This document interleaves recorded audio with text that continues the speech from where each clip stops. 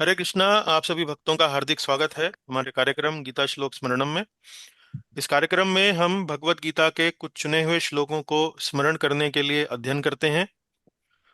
स्मरण करने के लिए अध्ययन का अर्थ ये हुआ कि वैसे तो कोई भी श्लोक का संस्कृत यदि आप स्मरण कर लें तो वो संभव है, इसको स्मरण करना, उसका उच्चारण करना, श्लोक का उच्चारण करना। लेकिन यदि आप किसी श्लोक का अच्छे से गहराई से अध्ययन करें, उनके अलग अलग पक्षों पर विचार करें कि ये श्लोक पिछले श्लोक से कैसे संबंधित है, इस श्लोक में क्या महत्वपूर्ण संदेश दिया गया है, इस श्लोक के अलग अलग शब्दों का अर्थ क्या है, इसमें कौन सा छंद का प्रयोग हुआ है, तो आप श्लोक को अच्छे से गा भी सकते हैं, अच्छे से उसको बड़ी सरलता से बड़े लंबे समय तक उसका स्मरण भी कर सकते हैं। तो स्मरण करने के लिए अध्ययन करने का अर्थ यही है कि हम श्लोक के अनेक अनेक पक्षों पर ध्यान दें, ताकि हम श्लोक को सरलता पूर्वक उसका स्मरण कर सकें। तो इसी श्रृंखला में आज की कक्षा आयोजित की जा रही है। इसमें आज हम 11वें अध्याय का 54वां श्लोक का अध्ययन करेंगे। कुल मिलाकर हमारी ये आज की 101वीं कक्षा है। अ, आरंभ करेंगे मंगलाचरण प्रार्थना से। ओम अज्ञानतिमिरन्धस्य ज्ञानञ्जनशलाकया चक्षुरुन्मीलितं येन तस्मै श्रीगुरवे नमः। श्रीचैतन्यमनोभीष्टं स्थापितं येन भूतले स्वयं रूपः कदा मह्यं ददाति स्वपदान्तिकम्।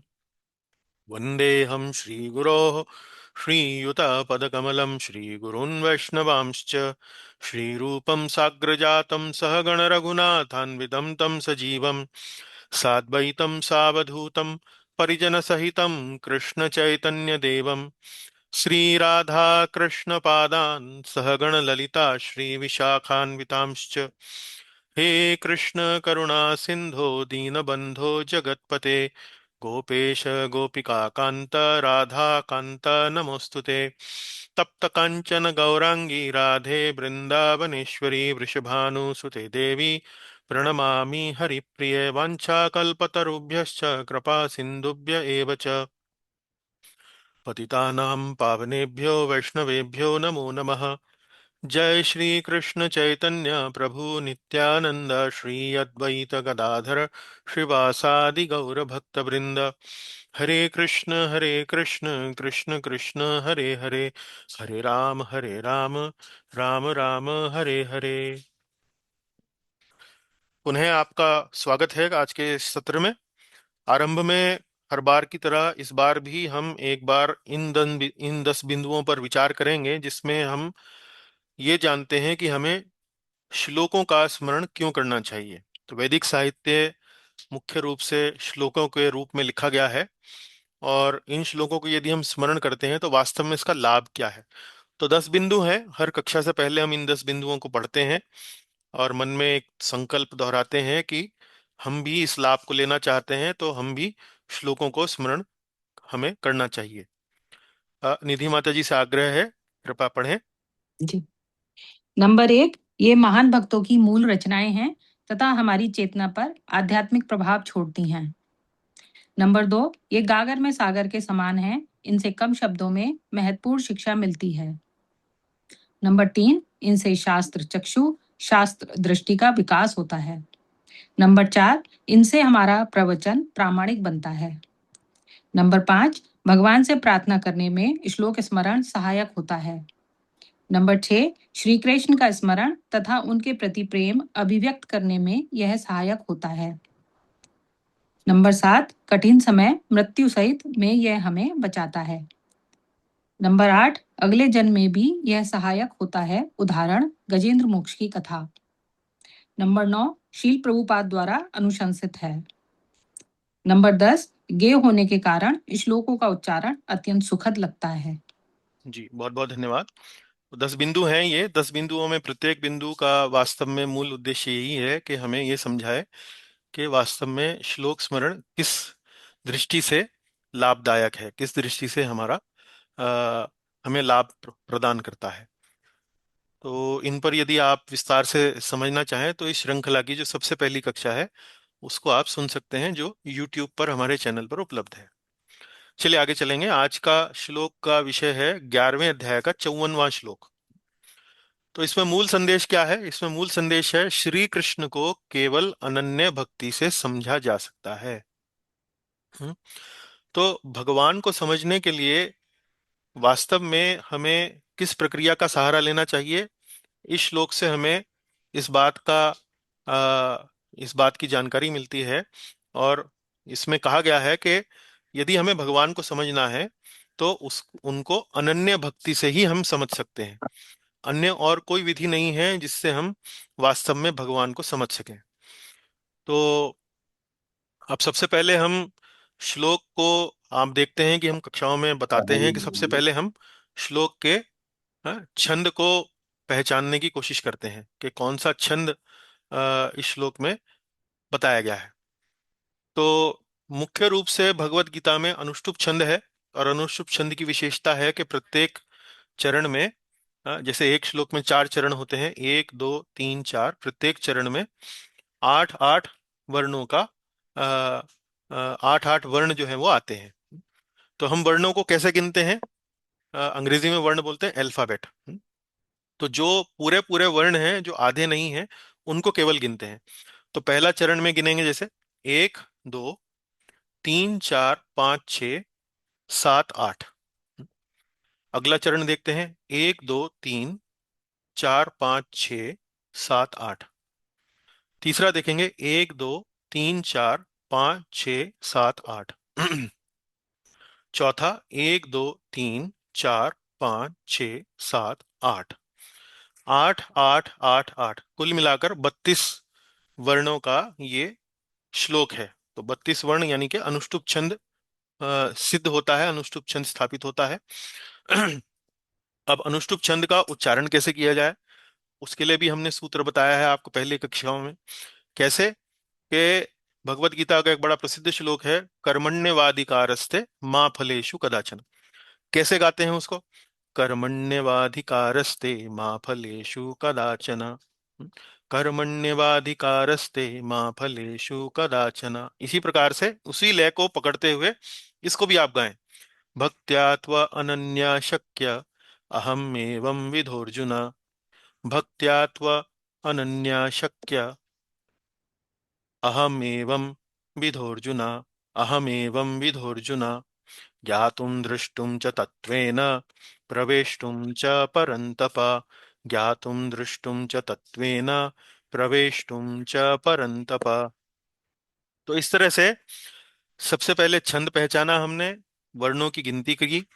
उसके बाद जब हमें पता लग गया कि ये छंद अनुष्टुप है, उसके बाद अनुष्टुप छंद किस प्रकार गाया जाता है, उसको हमने अपने मन में दोहराया। और फिर उसी लय में, उसी धुन में हमने श्लोक का भी उच्चारण किया। अब हम अगले स्टेप पर चलेंगे। अगला चरण है जिसमें हम श्लोक में दिए गए संधि वाले शब्दों का संधि विच्छेद करते हैं। हम्म, संस्कृत में जैसा, यदि आपको थोड़ा जानकारी हो, तो शब्दों की संधि कर दी जाती है ताकि शब्द जो है वो थोड़ा छोटा हो जाए। तो संधि में कई बार हमें मूल शब्द जो है वो पकड़ में नहीं आता है, इसलिए हम उनकी संधि विच्छेद करते हैं, शब्दों को अलग अलग करते हैं। उसके बाद फिर हमें श्लोक में जो शब्द दिए गए हैं उनका इस अर्थ जो है वो थोड़ा स्पष्ट होना आरंभ होता है। अब संधि विच्छेद देखिए यहाँ पर, अगली स्लाइड में हम चलेंगे, उसमें संधि विच्छेद कर दी गई है। अब यहाँ देखिए आप, भक्त्या। अब यहाँ पिछली स्लाइड में यदि आप देखें तो तू और अनन्या, अनन्यया, तू और अनन्यया, इन दोनों शब्दों की संधि हुई है। देखिए, त्वन्यन त्वनन्यया, त्वनन्यया, त्व, तू और अ दोनों मिलके आधा ता और व, त्वा बन गए। तो ये संधि हो गई यहाँ पर। तू और आ दोनों मिलके क्या बन गए? त्वा, आधा ता और व, त्व अनन्यया। शक्या, शक्या, शक्या शब्द वैसे ही रहा। उसके बाद अगला देखिए, अहम एवं विध अर्जुना। अहम एवं विध अर्जुना। अब यहां देखिए, अहम एवं विधोर्जुना, अहम एवं विधोर्जुना। हम्म, विधोर्जुना। अब ये जो अंग्रेजी भाषा में जैसे एस लिखा जाता है, उसी प्रकार संस्कृत में भी इस प्रकार का एक चिन्ह है जिसको अवग्रह कहते हैं। ये वैसे ही है जैसे अंग्रेजी भाषा में एपोस्ट्रोफी होता है। इसका उच्चारण में कोई योगदान नहीं है, इसको हम बिल्कुल भूल जाते हैं उच्चारण करते समय। तो विधोर्जुना, इसको ध्यान में नहीं रखिए। जैसे मानिए कि ये अस्तित्व में नहीं है, ये यहाँ है नहीं, लेकिन इसको बोलेंगे विधोर्जुना। अहम एवं विधोर्जुना, इसकी संधि विच्छेद ऐसे हो गई, देखिए। अहम एवं विधः अर्जुना। तो एवं और विधा, इन दोनों को हमने, और अहम और एवं, इन तीनों शब्दों का यहाँ पर संधि विच्छेद कर दिया है। उसके बाद आप देखिए, ज्ञातुम दृष्टुम च तत्वेन, यहाँ कोई संधि विच्छेद नहीं है। ज्ञातुम दृष्टुम च तत्वेन, यहाँ जिस प्रकार पहले था उसी प्रकार यहाँ पर है तीसरे चरण में। और चौथे चरण में भी प्रवेष्टुम च परंतपा, प्रवेष्टुम च परंतपा, बिल्कुल वैसे ही की वैसे ही है। तो अब हम संधि विच्छेद करने के बाद अब हम अलग अलग शब्दों का अर्थ जो है वो देखेंगे। और शब्दों का अर्थ हम उसी क्रम में देखेंगे जिस क्रम में इन इस श्लोक का अनुवाद किया गया है। अब देखिए कैसे। सबसे पहले परंतप। तो परंतप, अ, अ, हे परंतप, तो परंतप क्या है? यहाँ पर परंतप अर्जुन का नाम है।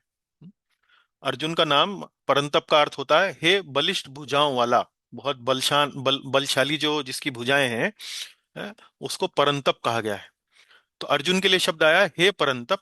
उसके बाद अर्जुन भी एक शब्द आया है। तो अर्जुन को दो शब्दों से संबोधित किया गया है, एक तो उसके मूल नाम अर्जुन से, और एक परंतप। हे परंतप अर्जुन, अनन्यया। अनन्यया अर्थात केवला। केवल शब्द का अर्थ होता है ओनली। जैसे अंग्रेजी में शब्द होता है ओनली, ओनली मतलब केवल, केवल मतलब इसके अलावा और कुछ नहीं, इसके अतिरिक्त और कुछ नहीं। अन अन्यया, अन्य, अन्य शब्द होता है कुछ और। अनन्य यानी कि कुछ और नहीं। हम्म, तो अनन्यया, अनन्यया अर्थात केवला। केवला, तो हे परंतप अर्जुन, केवला भक्त्या, भक्ति के द्वारा। हम्म, केवला भक्ति के द्वारा। अब भक्ति भी जो है वो संभव है कि वो शुद्ध ना हो। शुद्ध भक्ति की परिभाषा आपने पहले की कक्षाओं में पढ़ी है, विशेष रूप से भक्ति रसामृत सिंधु में, जिसमें बताया गया है कि शुद्ध भक्ति अर्थात जो ज्ञान और कर्म से अ, रहित हो। जो ज्ञान और कर्म से रहित हो, यानी कि केवला भक्ति अर्थात शुद्ध भक्ति। हम्म, अनन्यया भक्त्या। तो हे परंतप अर्जुन, केवला भक्ति के द्वारा ही, केवला भक्ति के द्वारा ही, तू अर्थात ही, यहाँ वास्तव में तू का अर्थ जो है वो किंतु भी लगाया जा सकता है। जैसे आपने श्रीमद् भागवत का श्लोक पढ़ा है, कृष्णस्तु भगवान स्वयं। कृष्णस्तु भगवान स्वयं किंतु, किंतु, जैसे भागवत में जो श्लोक आता है कृष्णस्तु भगवान स्वयं, उससे पहले एक पूरी सूची दी गई है अवतारों की। और कृष्णस्तु भगवान स्वयं अर्थात के वास वैसे तो भगवान के कई अवतार हैं, किंतु, किंतु अर्थात तू, संस्कृत का शब्द है तू, किंतु कृष्ण ही स्वयं भगवान है। कृष्ण ही स्वयं भगवान है। इसी प्रकार यहां पर भी यदि आप पीछे के श्लोकों में देखेंगे तो 53वां जो श्लोक है, क्षमा कीजिए यहाँ मैं इसका नंबर बदलना भूल गया हूँ, तो 11 का ये 54वां श्लोक है। तो पिछली स्लाइड में बदल दिया था, यहाँ पर भी बदल दिया है। तो क्षमा कीजिए।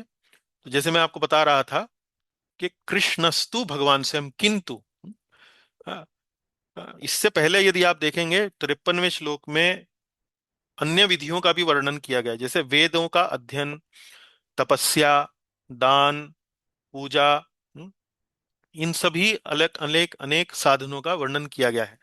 तो इन सब साधनों का वर्णन करने के बाद फिर यहाँ पर 54वें श्लोक में भगवान कहते हैं कि हे परंतप अर्जुन, केवला भक्ति के द्वारा ही, केवला भक्ति के द्वारा ही, या यूं कहिए आप किंतु केवला भक्ति के द्वारा, उसके बाद क्या कहते हैं भगवान, इस प्रकार रूप विशिष्ट एवं विधः, एवं एवं अर्थात इस प्रकार, विधः रूप विशिष्ट, रूप विशिष्ट अर्थात क्या है, इसके लिए थोड़ा सा हमें 11वें अध्याय का बैकग्राउंड थोड़ा समझना पड़ेगा। 11वें अध्याय में भगवान ने अर्जुन को अपना विश्व रूप का दर्शन कराया है। भगवान ने अर्जुन को दिव्य नेत्र दिए। दिव्य नेत्र देने के बाद उनको अपने विश्व रूप का दर्शन कराया है। तो विश्व रूप का दर्शन जब भगवान ने कराया तो अर्जुन ने दर्शन तो किया, लेकिन दर्शन करने के बाद अर्जुन को उस रूप से कोई आनंद नहीं आया। वास्तव में अर्जुन उस रूप को देखकर बड़ा भयभीत हो गया, डर के मारे कांपने लगा। अर्जुन जैसा परम शक्तिशाली बलवान पुरुष, वो कांपने लगा। तो उसने भगवान से प्रार्थना करी कि हे कृष्ण, हे गोविंद, कृपया करके आप अपने पुराने उसी रूप में मुझे आ जाएं। मुझे ये इतना विश्व रूप आपका बिल्कुल अच्छा नहीं लग रहा है, बिल्कुल पसंद नहीं आ रहा है। आप कृपा करके जो पहले आपका जो सौम्य रूप था, जिसमें आप बड़े अच्छे लगते हैं, बड़े सुंदर लगते हैं, बड़े मनोहर लगते हैं, केवल उस रूप में आप पुनः आ जाएं। तो भगवान जो है उस रूप में पुनः अर्जुन के सामने उपस्थित हो जाते हैं। उसके बाद भगवान ये श्लोक कहते हैं, हे परंतप अर्जुन, हे परंतप अर्जुन, केवला भक्ति के द्वारा ही इस प्रकार रूप विशिष्ट, हाँ, इस प्रकार रूप विशिष्ट मैं, अहम। तो भगवान के अनेक अनेक रूप हैं। अब एक रूप तो आपने देखा, जैसे इस 11वें अध्याय में वर्णन आता है विश्व रूप। उसके अलावा भगवान का चतुर्भुज नारायण रूप भी है। आपने भीष्म स्तुति में पढ़ा भगवान का चतुर्भुज नारायण रूप। और उसके अलावा भगवान का श्याम सुंदर दो भुजाओं वाला रूप भी है। तो अनेक अनेक हजारों भुजाओं वाला रूप भी है, जैसा विश्व रूप दिखाया गया है भगवत गीता के 11वें अध्याय में वर्णन आता है। उसके अलावा चार भुजाओं वाला नारायण रूप भी है। उसके अलावा दो भुजाओं वाला श्याम सुंदर रूप भी है। तो भगवान श्री कृष्ण इस समय अर्जुन के सामने दो भुजाओं वाले श्याम सुंदर रूप में उपस्थित हैं। और जब अर्जुन ने ये कहा कि मैं आपका ये विश्व रूप देखकर बड़ा भयभीत हो गया हूं और कृपा करके आप अपने उसी मनोहर रूप में प्रकट हो जाएं, तो भगवान जब उस रूप में प्रकट हो जाते हैं उसके बाद ये कुछ श्लोकों का उच्चारण वो करते हैं।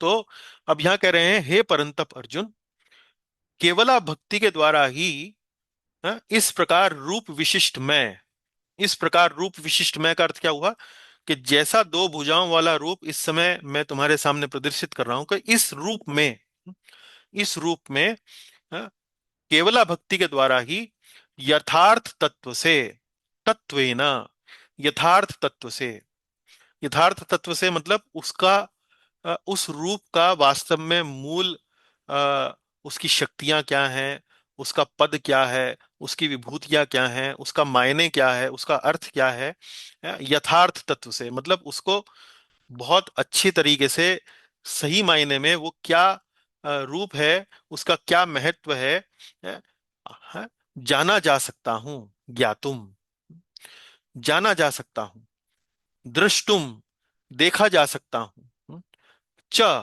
तथा, प्रवेष्टुम, प्रवेश भी किया जा सकता हूं, प्रवेष्टुम च। तो यहां जो च है उसका अर्थ यहां पर है भी, प्रवेश भी किया जा सकता हूं। अब प्रवेश भी किया जा सकता हूं, इस शब्द के अलग अलग टीकाकारों ने अलग अलग प्रकार के अर्थ बताए हैं। एक तो प्रवेश भी किया जा सकता हूं अर्थात मान लीजिए कोई व्यक्ति मोक्ष की या मुक्ति की कामना से भगवान की भक्ति कर रहा है, तो प्रवेशटुम का अर्थ ये हुआ कि उसको सायुज्य मुक्ति मिल जाएगी, वो भगवान में प्रवेश कर सकता है। उसके अतिरिक्त एक टीकाकार ने वर्णन इस प्रकार से किया है, प्रवेशटुम का अर्थ ये हुआ कि भगवान से सही मायने में जुड़ाव हो सकता है, कनेक्शन जिसे बोलते हैं। जानना दर्शन करना एक बात है, लेकिन भगवान से जुड़ जाना, भगवान से संबंध स्थापित कर लेना, तो प्रवेशटुम का एक अर्थ ये भी बताया गया है।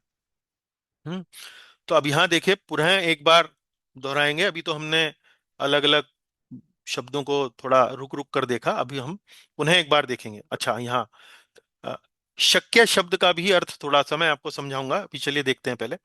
हे परंतप अर्जुन, केवला भक्ति के द्वारा ही इस प्रकार रूप विशिष्ट में यथार्थ तत्व से जाना जा सकता हूं, देखा जा सकता हूं तथा प्रवेश भी किया जा सकता हूं। अब यहां जो ये शब्द शक्य है, वास्तव में यहां सकता हूं, सकता हूं, सकता हूं, वास्तव में ये शक्य का अर्थ ये है, सकता हूं, जो यहां पर संभव के रूप में इसका अर्थ बताया गया। जा शक्य ज्ञातुम, शक्य द्रष्टुम, शक्य प्रवष्टुम। तो यानी कि शक्य ज्ञातुम का अर्थ क्या हुआ, जाना जा सकता हूं। शक्य द्रष्टुम अर्थात देखा जा सकता हूं। शक्य प्रविष्टुम अर्थात प्रवेश भी किया जा सकता हूं। प्रवेशटुम चा, शक्य प्रवेशटुम चा, यानी कि प्रवेश भी किया जा सकता हूं। और ये सब कैसे संभव है, केवला भक्ति के द्वारा ही, केवला भक्ति के द्वारा ही। तो ये श्लोक का एक प्रकार से अलग अलग शब्दों का अर्थ है। अब हम एक प्रवाह में यहाँ पर इसका पढ़ेंगे, इसका पाठ करेंगे कि भाई ये क्या कहना चाह रहे हैं भगवान। निधि जी कृपा पढ़ें। हे परंतप अर्जुन, केवला भक्ति के द्वारा ही ऐसा रूप विशिष्ट मैं यथार्थ तत्व से जाना जा सकता हूँ, देखा जा सकता हूँ तथा प्रवेश भी किया जा सकता हूँ। तथा प्रवेश भी किया जा सकता हूँ। तो इस प्रकार से भगवान कह रहे हैं कि यदि तुम्हें मुझे अपने मूल रूप में समझना है, जो भगवान का मूल रूप है, आध्यात्मिक जगत में भगवान जिस रूप में निवास करते हैं, यदि तुम्हें या किसी को मूल रूप में मुझे समझना है, तो वो केवल और केवल शुद्ध भक्ति के द्वारा ही, अनन्या भक्ति के द्वारा ही वो संभव है। उसके अतिरिक्त ऐसा संभव नहीं है। अब हम थोड़ा सा इसका संदर्भ जानेंगे। संदर्भ की कुछ बातें तो मैंने अभी आपको, जब मैंने श्लोक का थोड़ा सा वर्णन किया आपके लिए, तभी समझाई। पर अब थोड़ा एक सिलसिलेवार तरीके से, क्रमबद्ध तरीके से एक बार समझेंगे। तो थोड़ा सा ध्यान कीजिए कि अध्याय 10 में हमने क्या पढ़ा। अध्याय 10 में वास्तव में भगवान श्री कृष्ण की विभूतियों का वर्णन है कि मैं पशुओं में सिंह हूँ, मैं मछलियों में तिमिंगला मछली हूँ, मैं पर्वतों में ये वाला पर्वत हूँ, मैं मनुष्यों में राजा हूँ, मैं भक्तों में प्रहलाद हूँ, इस प्रकार से, या असुरों में दैत्यों में मैं प्रहलाद हूँ। इस प्रकार से अनेक अनेक विभूतियों का वर्णन भगवान का 10वें अध्याय में किया गया है। तो अध्याय 10 में श्री कृष्ण अपनी विभूतियों का वर्णन करते हैं। विभूतियों का वर्णन करने के बाद भगवान जो है वो कहते हैं कि मैं अपने एक अंश मात्र से संपूर्ण ब्रह्मांड में व्याप्त होकर इसको धारण करता हूं। तो अर्जुन को विभूतियों का वर्णन क्यों करते हैं भगवान, क्योंकि अर्जुन ने पूछा कि हम इस जगत में आपको कैसे देख सकते हैं। तो भगवान ने अलग अलग विभूतियों का वर्णन किया कि यदि तुम कभी सिंह को देखो तो वो तुमको मेरा स्मरण कराएगा, क्योंकि मैं पशुओं में सिंह हूं। यदि तुम किसी देश के राजा को देखो तो उस राजा से राजा को देखकर तुम वह तुम्हें मेरा मेरा स्मरण कराएगा, क्योंकि मैं नरों में यानी कि मनुष्यों में राजा हूं। तो इस प्रश्न का उत्तर देने के लिए भगवान ने अलग अलग विभूतियों का वर्णन किया। और इतनी सारी विभूतियों का वर्णन करने के बाद कहते हैं कि मैं तो अपने अंश मात्र से संपूर्ण ब्रह्मांड में व्याप्त होकर इसको धारण करता हूं। कि ये तो कुछ भी नहीं है, मैं तो बस छोटी मोटी अपनी शक्ति का उपयोग करके इस पूरे ब्रह्मांड को मैं धारण करता हूं। इस पूरे ब्रह्मांड को धारण करता हूं। तो जब भगवान ने ये कहा तो अर्जुन के मन में पुनः जिज्ञासा हुई। अर्जुन ने फिर प्रश्न पूछा, 11वें अध्याय में प्रश्न पूछते हैं कि जिस ब्रह्मांड में आप व्याप्त होकर धारण करते हैं, उस विश्व रूप का दर्शन मुझे आप क्या करा सकते हैं। है? तो वो अर्जुन उस विश्व रूप का दर्शन करना चाहते हैं जिस रूप में भगवान इस पूरे ब्रह्मांड को धारण करते हैं। तो अर्जुन की इस इच्छा को पूरा करने के लिए भगवान पहले अर्जुन को एक दिव्य दृष्टि प्रदान करते हैं। दिव्य दृष्टि प्रदान करने के बाद अर्जुन उस विश्व रूप का दर्शन करता है, भव्य विशाल चमचमाता हुआ, सैकड़ों हजारों सूर्यों के तेज के समान। उसके बाद अर्जुन भगवान के काल रूप का दर्शन करते हैं।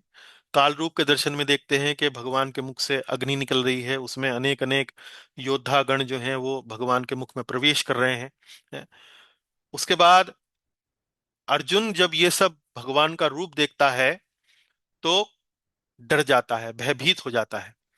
कांपते हुए उस विश्व रूप से वो प्रार्थना करता है कि वह पुनः अपने उसी द्विभुज रूप में लौट आए। द्विभुज मतलब, द्वि मतलब दो, भुज मतलब भुजाएं, दो भुजाओं वाले रूप में लौट आए। और भगवान पहले विश्व रूप से, जिसमें उनकी सैकड़ों भुजाएं हैं, वो चतुर्भुज रूप में आते हैं। फिर चतुर्भुज रूप से फिर वो द्विभुज रूप में आते हैं। तो इसका क्या अर्थ है?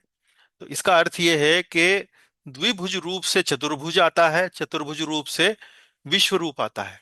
यानी कि भगवान का जो मूल रूप है वो द्विभुज रूप है, और उस द्विभुज रूप से महाविष्णु, चतुर्भुज रूप में नारायण जो है वो आते हैं।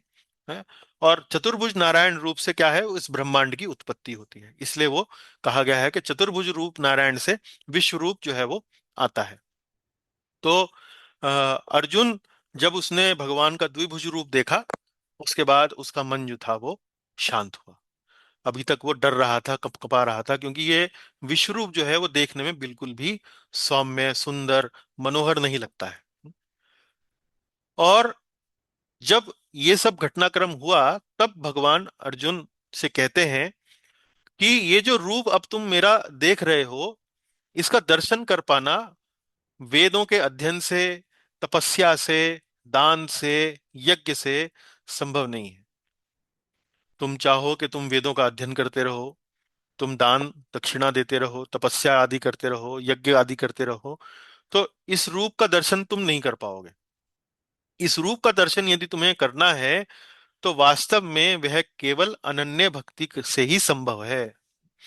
ऐसा दर्शन जो है वो केवल अनन्य भक्ति के द्वारा ही संभव है। देखिए, भगवान का दर्शन जो है वो हम या तो जब भगवान द्वापर युग में अवतरित होते हैं तब हम कर सकते हैं, किंतु उसके अतिरिक्त भगवान का दर्शन करना क्या संभव नहीं है? संभव है। संभव कैसे है? केवला भक्ति द्वारा, शुद्ध भक्ति द्वारा। तो शुद्ध भक्ति यदि हम करेंगे तो हम भगवान के उसी रूप का दर्शन कर पाएंगे, जैसा कि द्वापर युग में वो अवतार लेते हैं, उस समय प्रदर्शित करते हैं। तो ये इसका संदर्भ है। 11वें अध्याय में भगवान का विश्व रूप दिखाया गया है। विश्व रूप दिखाने के बाद भगवान ने अर्जुन के कहने पर पुनः वो अपने द्विभुज रूप में लौट आए, और द्विभुज रूप में लौट आने के बाद फिर वो द्विभुज रूप की महिमा बताते हैं कि ये रूप मेरा जो है, अ, ये रूप वास्तव में केवल शुद्ध भक्ति द्वारा ही संभव है, इसका दर्शन कर पाना।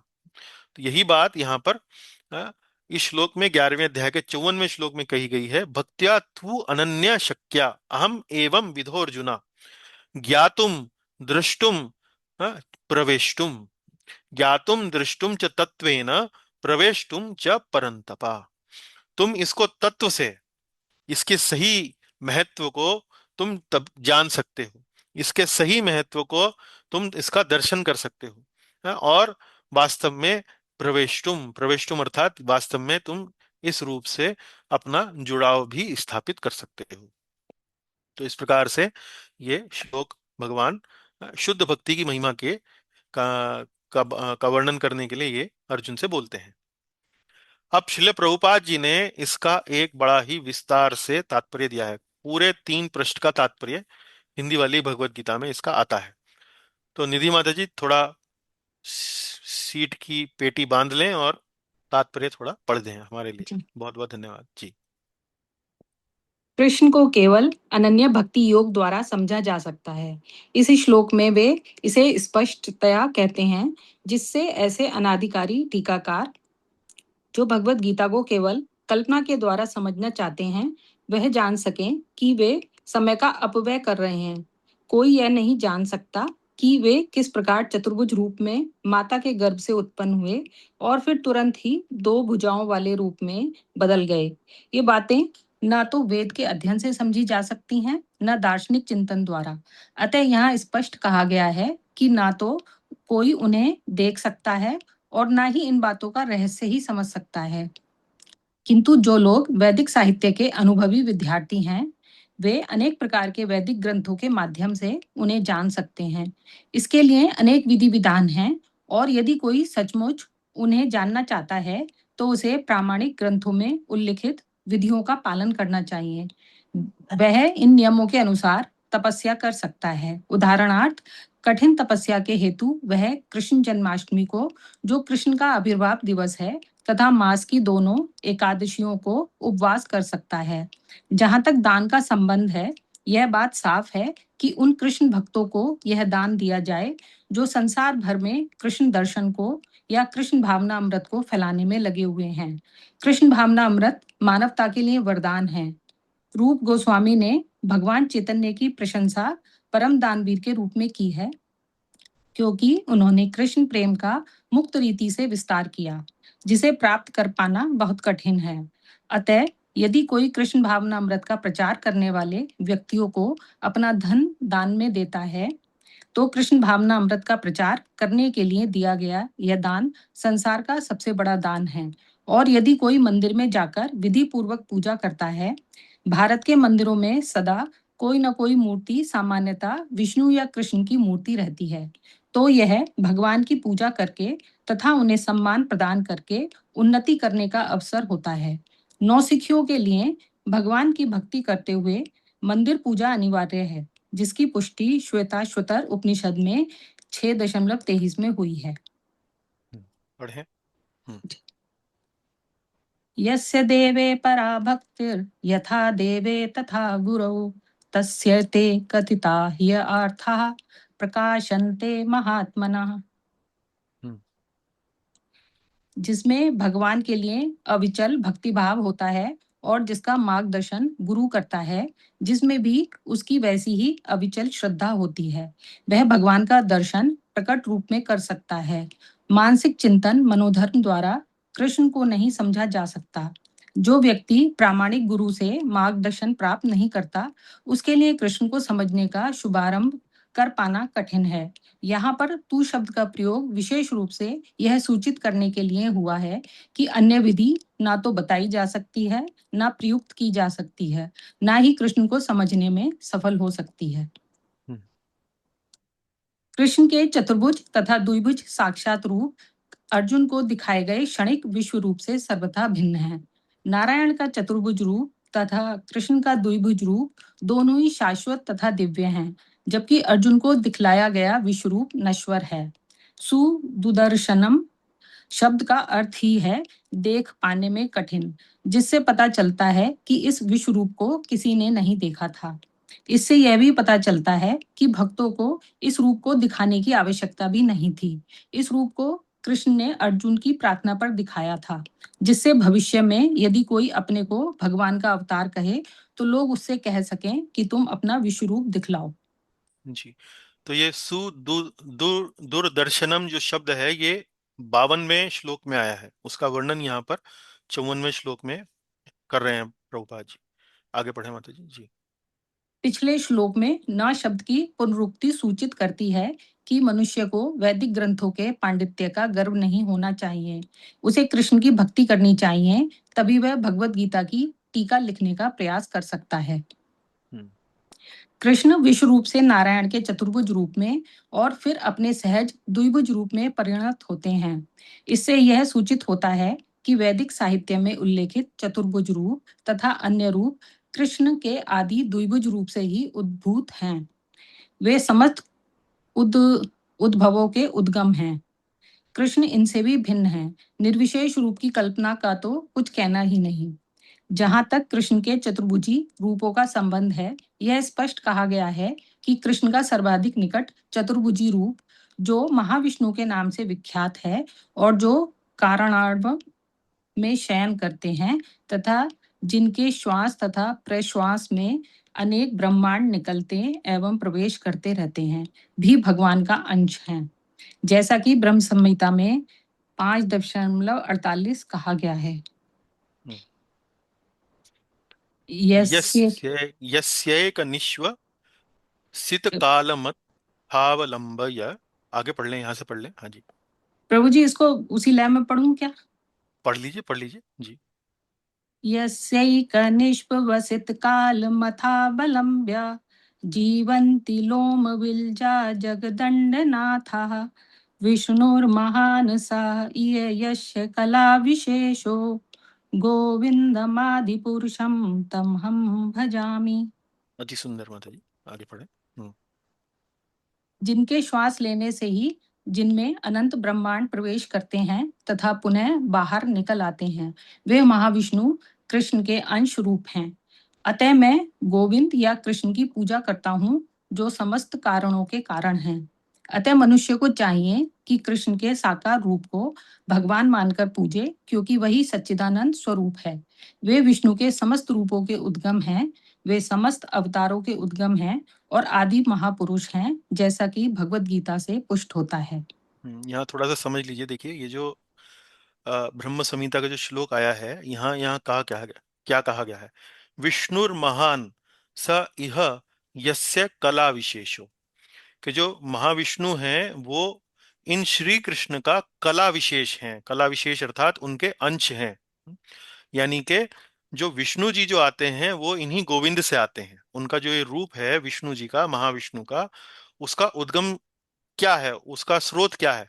वो है गोविंदम आदि पुरुषम तमहम भजामि, जो भगवान का द्विभुज रूप है। इसलिए ब्रह्म संहिता से, ब्रह्मा जी की प्रार्थना से, यहाँ प्रभुपाद जी ने अपने तात्पर्य में उनका उद्धरण दिया है, ये समझाने के लिए कि जो चतुर्भुज रूप है वो द्विभुज रूप से आता है। आगे पढ़े यहाँ से। गोपाल तापनी उपनिषद में 1.1 निम्नलिखित कथन आया है। हम्म। सच्चिदानंद रूपाय कृष्णाय क्लिष्टकारिणे हम्म। नमो वेदांत वेदाय गुरुवे बुद्धि साक्षिणे। हम्म। मैं कृष्ण को प्रणाम करता हूँ, जो सच्चिदानंद स्वरूप हैं। मैं उनको नमस्कार करता हूँ, क्योंकि उनको जान लेने का अर्थ है वेदों को जान लेना। अतः वे परम गुरु हैं।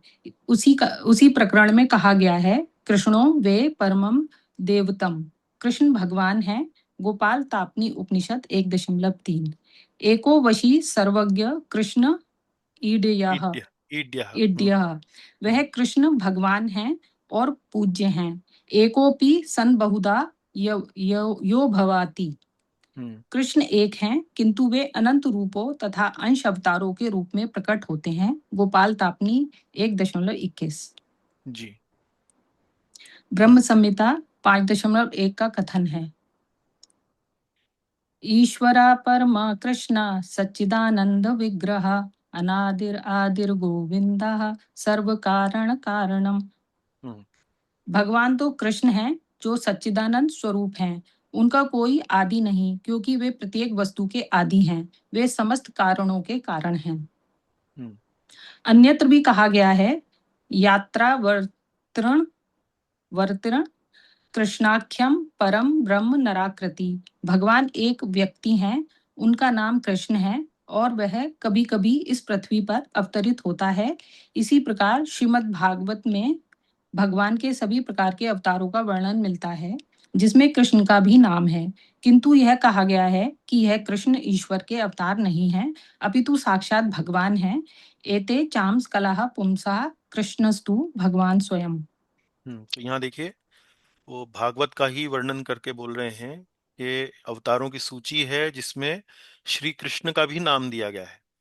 उसके बाद लेकिन यह कहा गया है कि कृष्ण अवतार नहीं अपितु स्वयं भगवान है या साक्षात भगवान है। एते चाम्स कलह पुंसा कृष्णस्तु भगवान स्वयं। अलग अलग शास्त्रों से उद्धरण देकर वही बात बार बार प्रभुपाद जी समझा रहे हैं। जी। इसी प्रकार भगवत गीता में भगवान कहते हैं, मत्तः परतरम नान्यत। मुझे भगवान कृष्ण के रूप से कोई श्रेष्ठ नहीं है। अन्यत्र भी कहा गया है, अहम आदिर ही देवा नाम। मैं समस्त देवताओं का उद्गम हूँ। कृष्ण से भगवत गीता ज्ञान प्राप्त करने पर अर्जुन भी इन शब्दों में इसकी पुष्टि करता है, परम ब्रह्म परम धाम पवित्रम परमम भवान।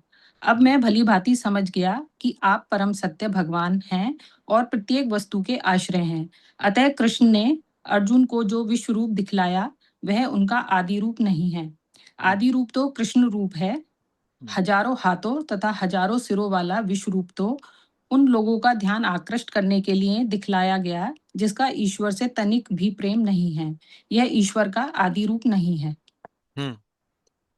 जी। हम्म। विश्वरूप उन शुद्ध भक्तों के लिए तनिक भी आकर्षक नहीं होता जो विभिन्न दिव्य संबंधों में भगवान से प्रेम करते हैं। भगवान अपने आदि कृष्ण रूप में ही प्रेम का आदान प्रदान करते हैं। अतः कृष्ण से घनिष्ठ मैत्री भाव से संबंधित अर्जुन को यह विश्वरूप तनिक भी रुचिकर नहीं लगा, अपितु उसे भयानक लगा। हम्म।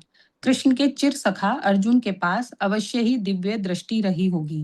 वह भी सामान्य व्यक्ति न था, इसलिए वह विश्वरूप से मोहित नहीं हुआ।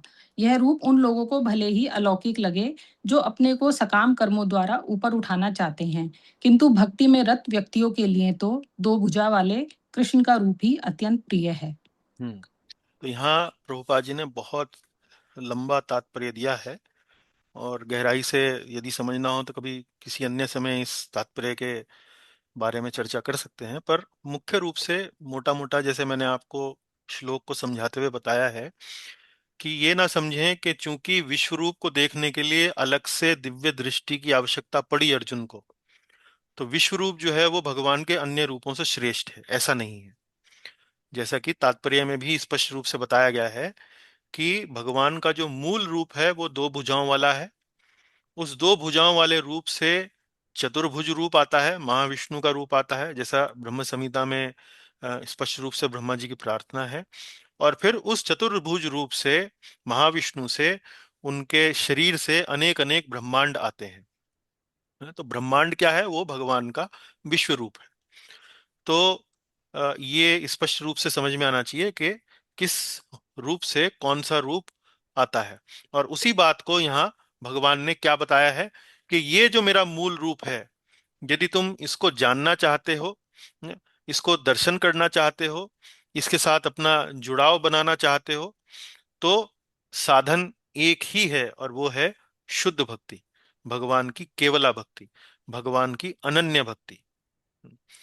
तो ये जब आप इतना अध्ययन इस श्लोक का करेंगे, छंद की दृष्टि से, उच्चारण की दृष्टि से, शब्दों के अर्थ की दृष्टि से, और तात्पर्य पढ़कर आगे पीछे क्या कहा गया है, क्यों कहा गया है, तो आपको श्लोक का मर्म समझ में आएगा और श्लोक को स्मरण करना बड़ा सरल हो जाएगा।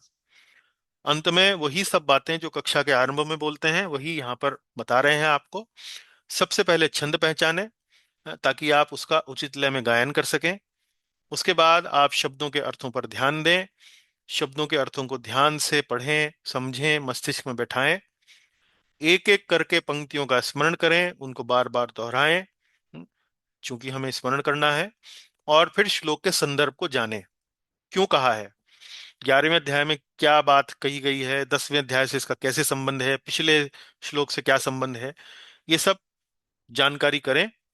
और फिर यदि संभव हो तो प्रत्येक दिन कोई ना कोई श्लोक स्मरण करने का प्रयास करें, चाहे आपकी पूजा के बाद करें, चाहे शाम को बैठ के करें। कहीं ना कहीं आप कोई ना कोई श्लोक को गुनगुनाएं, उसके शब्दों के अर्थ पर ध्यान दें, उसका संदर्भ समझें। तो श्लोक स्मरण करना बड़ा सरल हो जाएगा, बड़ा रुचिपूर्ण एक अभ्यास हो जाएगा, और लंबे समय तक बड़ी सरलता से आप अनेक अनेक श्लोकों का स्मरण कर पाएंगे।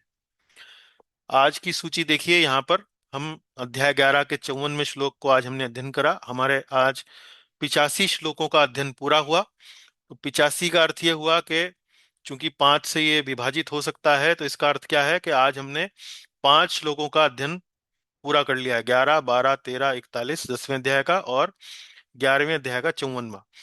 तो इसका अर्थ ये है कि अगली कक्षा वो कार्यशाला होगी जिसमें आपको अध्याय 10 के 4 श्लोक, 11, 12, 13 और 41, और अध्याय 11 का एक श्लोक यानी कि 54वां श्लोक, इसको आप स्मरण करके आए।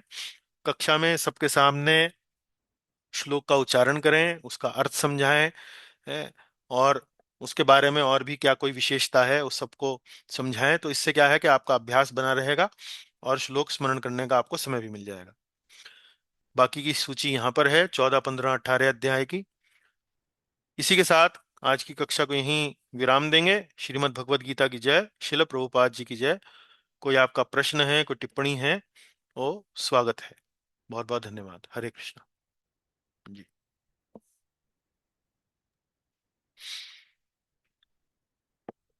सुषमा जी, पुष्पप्रिया जी, जगदीश जी, स्वागत है आपका। हेमा जी, स्वागत। जी, कोई प्रश्न है तो बताएं। हरे कृष्णा प्रभु जी, दंडवत प्रणाम। प्रश्न कुछ धन्यवाद नहीं है प्रभु जी, जी। बहुत अच्छे से